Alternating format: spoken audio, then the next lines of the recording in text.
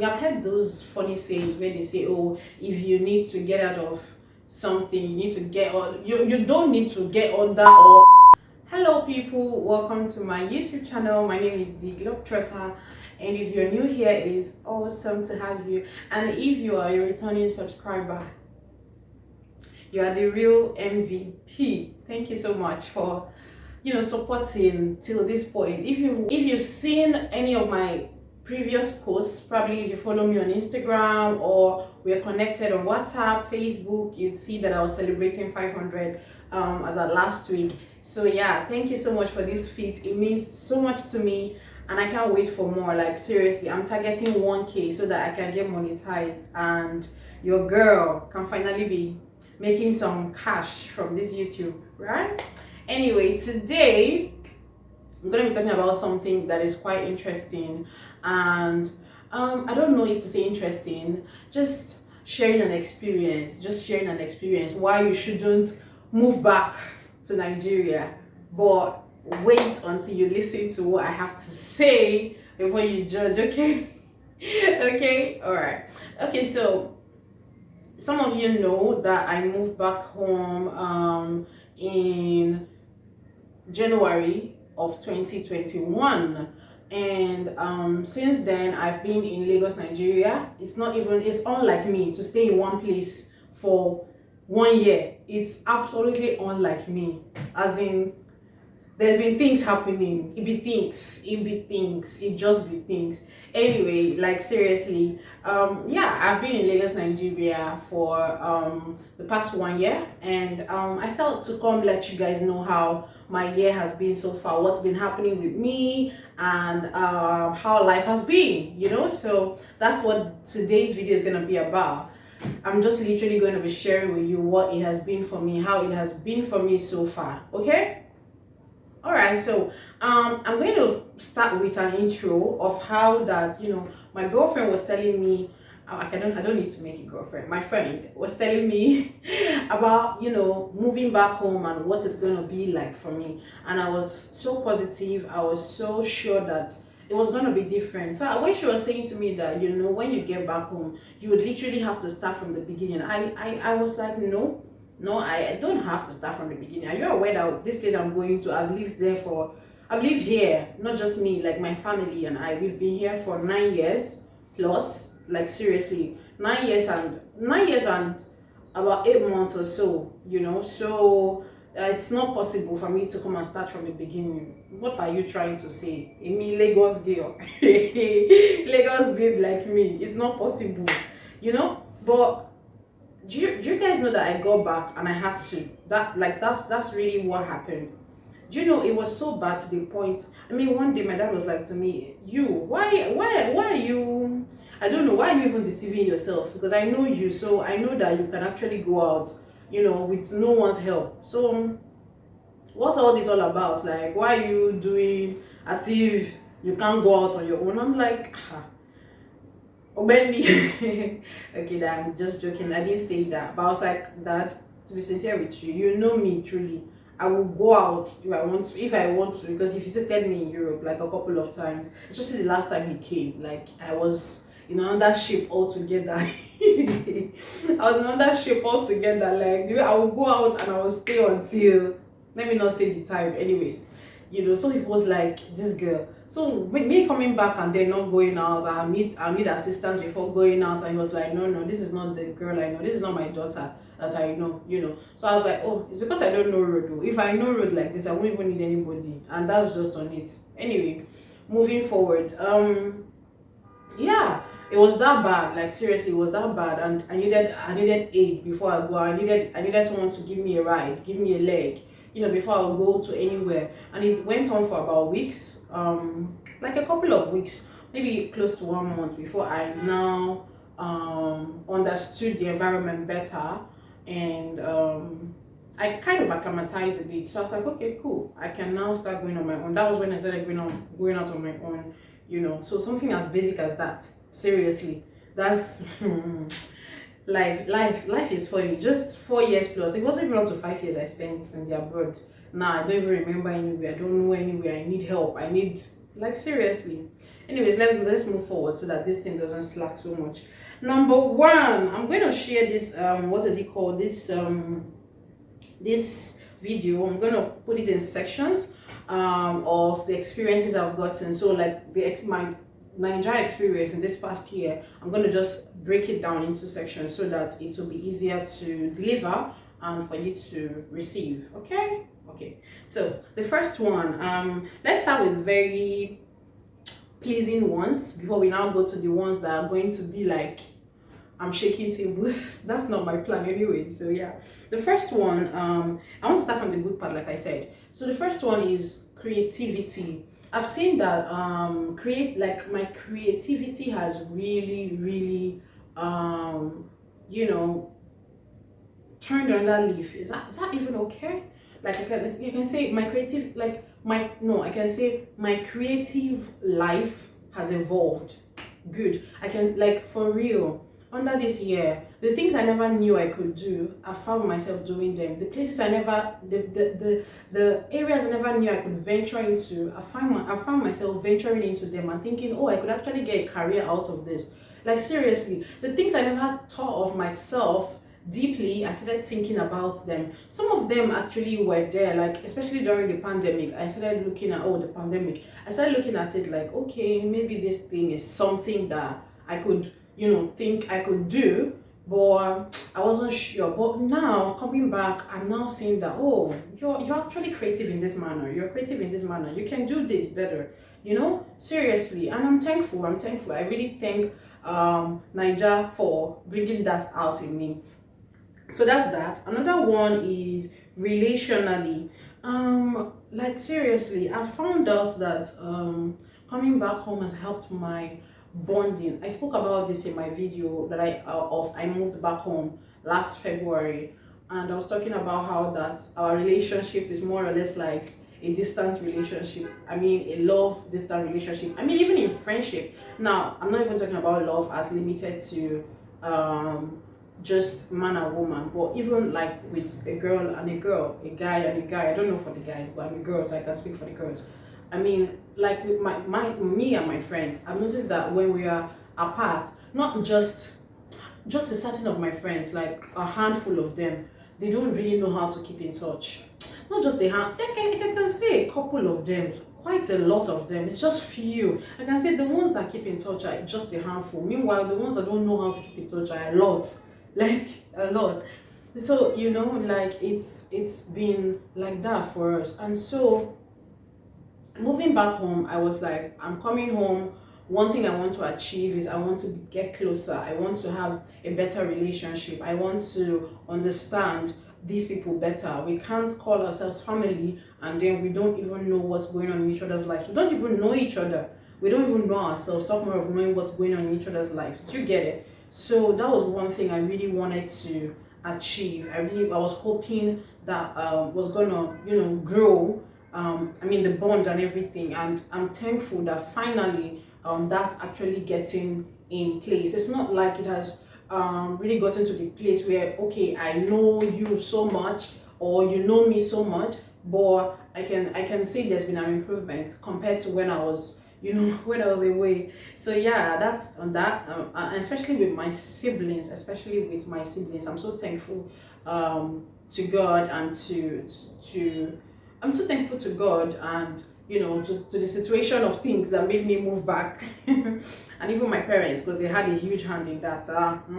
Yeah, anyways, so yeah, even with them too, I think we've also gotten to understand each other on a more original level. On a more original level. And I feel like they've also seen that this girl is grown. Like they're no longer looking at me as that girl that was 2 years old. I know that comes in sometimes, but it's better. Okay, so moving on to the next point, which is not so pleasant. How is it that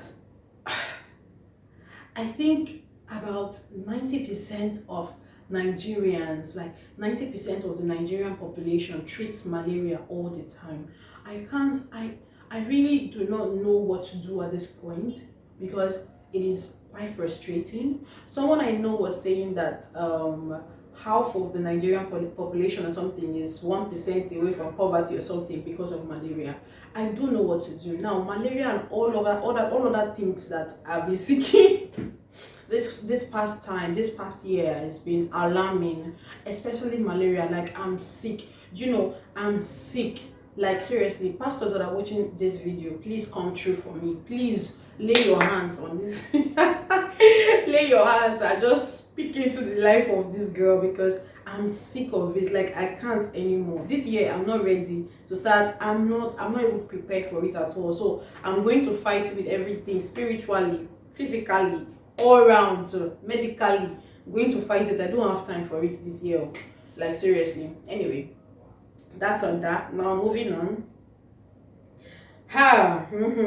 This next one now, gosh, how do I even break it down? So let me start with this story. Sometime last year, I got introduced. When I got back first, I was like, I needed new friends, because I didn't have friends. I just had my siblings. I'm grateful for them, but I needed new friends. I wanted to go out. I wanted to, just experience life, experience Lagos life, especially now that I'm just free and stuff like that.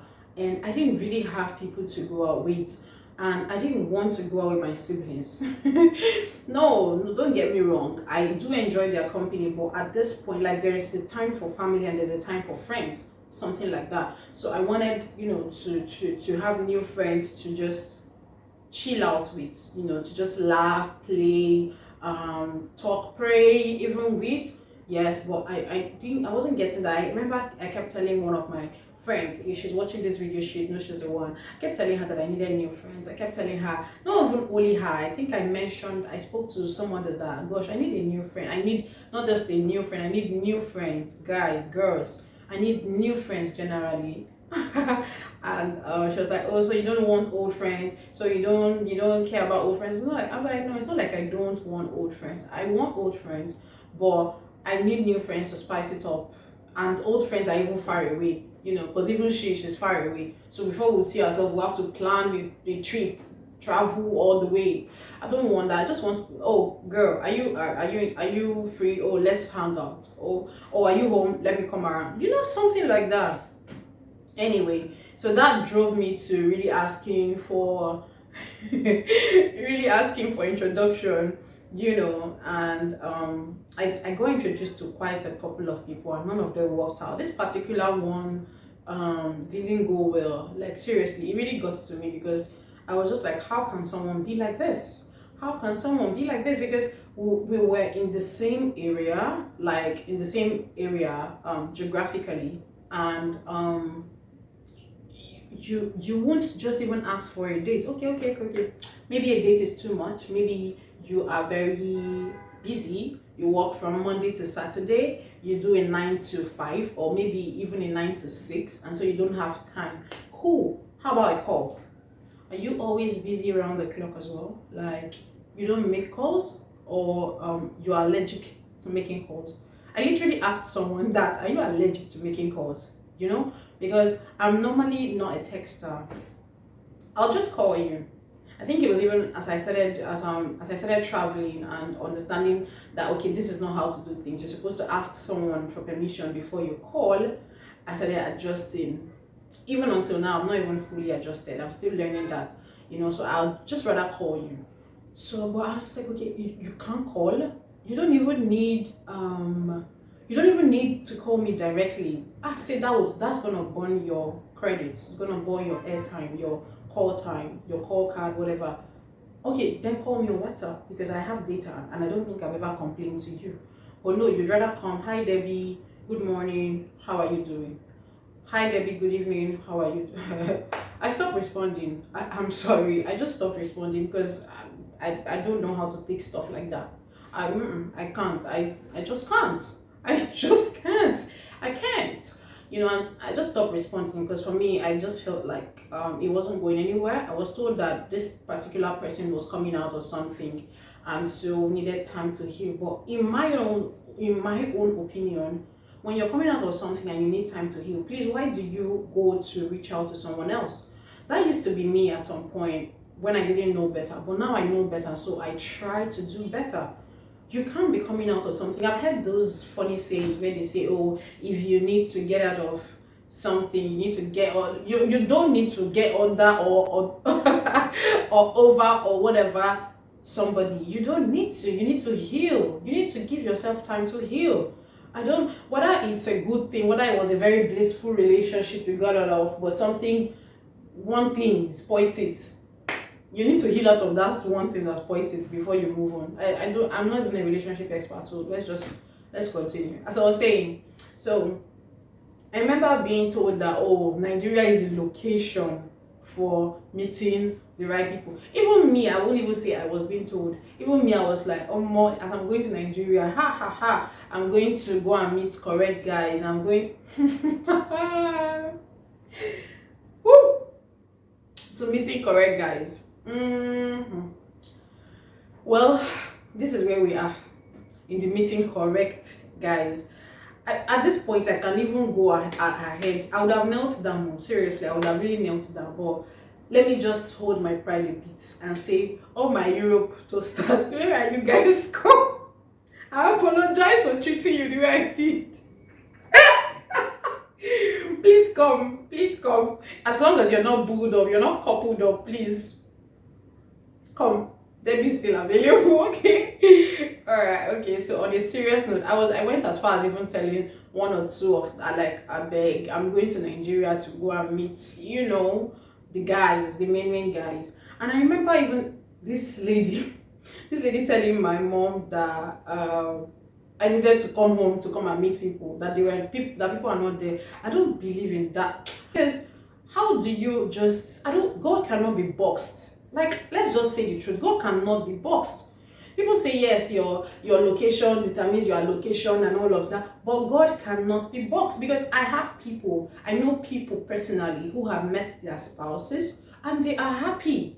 Like, they met their spouses abroad. Let me complete it. And they are happy. Like, nothing is happening. Nothing is failing. Nothing is, as in, they are happy. As of now, at least for the now, they are happy. And I hope in the future too, they're going to be happy. And they met their spouses abroad. Some of them met Nigeria. Some of them met their tribe. Some of them met people that are not their tribe. Some of them met people from other parts of and they are damn happy. Nothing. So, but people only believe that it's only when you come back home that you're going to find a serious guy. I don't really believe that. I don't believe that.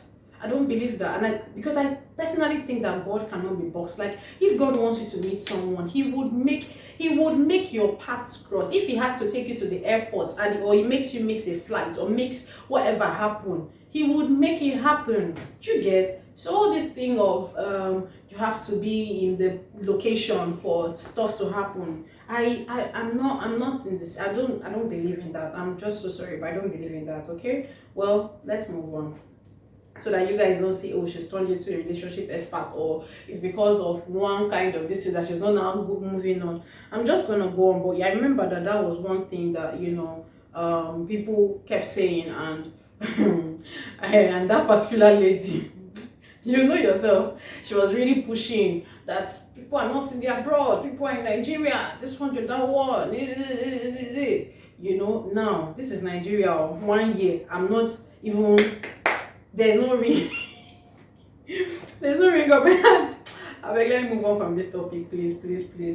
But anyways, it's not like I met some nice people, but I can just say they're a handful. They're just a handful of guys that I've met in this Nigeria that are cool. And to be sincere, so I literally had to push that coolness out. I'm serious. Like, in some of them, they would have become uncool if I didn't push for it. But let's just move on, sure. Let's just really move on and hope that God would do what he's known to do. Okay? Pressure. Now, I mean, I can't emphasize or overemphasize the place of pressure in Nigeria, or I can't emphasize the fact that pressure is on the highest level in Nigeria. Let me take for instance Valentine's. Before I came back, I'm gonna put the pictures of my previous Valentine's out. You're gonna be seeing them on the screen as I'm talking. So before I came back, I didn't really think I didn't take Valentine's to be so serious. I don't even remember before traveling. I think the last Valentine's before traveling was on a Sunday, and I had like two old friends, church friends, getting married or something. I think that was really what happened on the 14th of February 2016. But moving on from there, I think the next one I took my girlfriend out because it was her birthday some days before, so I was like, okay, let me take you out, so we celebrate it. Then the next year, what did I do? I think I did nothing. I don't remember what I did anyways, because I don't even have pictures or any memory. I think I was preparing for my graduation, so no time. The next year my friend took me out. Oh no, we went out for a girls something. And then the next year I think she took me out. She invited me with her other friends because I was part of the crew. So she invited me to come out, and then we had dinner or something. And I think that was the last Valentine's that we celebrated, because the next one was the pandemic. Yeah, I think. Yeah, the next one was a pandemic or something of that sort. Yeah, and I mean, okay, and then, okay, after that one, I got back. This was before the pandemic, before the lockdown. I remember that after that one, I came back and I took myself out, and I was like, oh, the next Valentine's I was going to be booed up and all of that. Well, your girl isn't booed up, so I just want to talk about the pressure. The pressure is real. The pressure is real. When I got back, like that particular day I took myself out and I had to post that, this Valentine's, taking myself out. Hopefully the next one, boo will take me out, or we won't go and show love to some people. I was pressured. If you go around, you'll be seeing red and white everywhere. That's one. Two, you just be feeling like, gosh, when? Should be, that's the thing. God, when? Hey, God, when? You just be feeling like, God, when? Like, when is my own turn going to come? When am I even going to be able to celebrate? When am I going to be able to be booed up? Should be what? Okay, no, it's a Christmas that we wear pajamas. In Valentine's, what really even happens? Oh, love, oh, posting. If you don't post or nobody posts you, you are not booed up. Oh gosh. I honestly never used to feel this before when I was away, for real. I really never used to feel this.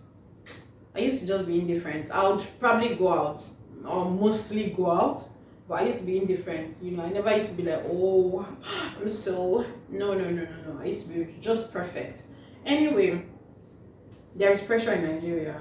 I feel like even the things that never used to come up to me here now started coming up to me here. The things that I never used to be so bothered about started really getting to me. You get it?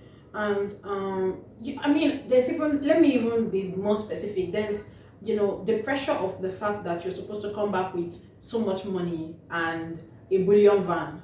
Seriously, I'm gonna do a video on this. The abroad is not a place where you go and pick money on the floor. Do you get it? And then in my own case, I didn't even go for work. I went for studies. And then, yes, I needed to survive. I needed to support my parents and all of that. But then also, like, the place where I found myself is not really somewhere that, people, how do I put it? It's not really somewhere that someone like me that went to study can finish and get like a white collar job. Is rare. It happens. I won't say it doesn't happen, because I know someone who finished has a white collar job. I know people who finished got white collar jobs and all, but it's rare. It's not just something that gets thrown at you or something that is an everyday thing. It's quite rare, to be sincere. So coming back home and then having all that kind of expectation on you, it was just too much. Like, it was too much, and I had to deal with this, and I had to deal with this pressure, and I had to deal with this anxiety. Whew. And I feel like I'm still dealing with it, because some people will still be expecting that when like, if I want to buy something or I want to do something, I remember some of the things I want to do, and these people know that I've been out. They just expect that, oh, you're a big woman now, you have the money. And I'm like, where do you think I got the money from? I do not have any money. Like, seriously, if you even give me money, I'll be grateful. Like, they just expect, like, seriously, I don't want to start mentioning the places so that it's not like I'm calling out people, but for real, it's too much. You guys should understand that when people go to study, if they say they went to work, you can try to, even at that, you can't even expect a lot from them, because they have bills. They have bills that they are paying every day, all the time. So the only thing they're not paying for is air. That's the only thing they're not paying for. So you can't be expecting them to come back with so much, and I don't know, probably come and spray money like Obi Kubana or something. Or something of that sort, So I feel like that's just too much. That's just one out of, because of our time. I want to move up to the last one, which is job wise. So I mean, that's something. When I was abroad, someone was saying to me that Nigerians are being underpaid. I never understood until I came back. Because the closest I was to getting a job in my industry was an underpaid job. I'm so sorry to say this, but yeah, that's just the truth. And I don't know if it's me. Maybe I've not really gone out there. I've not really put myself out there, or I have not located the place where my industry thrives. So if you do not know, I studied tourism in my first and in my second degree. I am a tourism expert. Is that okay to say?